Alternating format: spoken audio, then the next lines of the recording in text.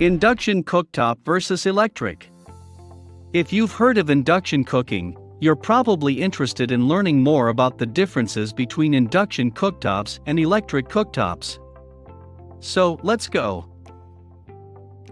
Number 1. Electric cooktop. The first electric stove ran a current through large iron plates which then transferred heat to pots and pans. Many years later, coil replaced the iron plates and cookware was kept directly on top. With time, manufacturers placed glass ceramic on top of electric burners. This created a flat cooking surface. Number 2. Induction cooktop. In induction cooktop, heat is generated in the cookware itself, not in the heating element. And in essence, this is the biggest difference between an induction cooktop and an electric cooktop. Number 3. How do electric cooktops work? Electric cooktops offer a centralized heat for your pots and pans. Underneath the surface of the glass, or ceramic, you will find that there is an electrical current that flows through a metal coil. This coil becomes hot and glowing thanks to electrical resistance. It can then transfer its heat through the glass, or ceramic, using infrared energy. Number 4. How do induction cooktops work?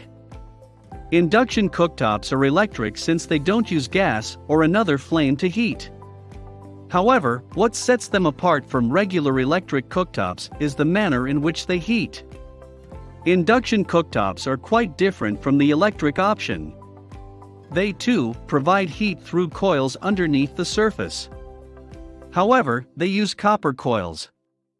Induction heating occurs using electromagnetic radiation. See, induction cooking uses magnets to distribute heat. A current of electricity alternates as it passes through the copper coil and directly to the cookware.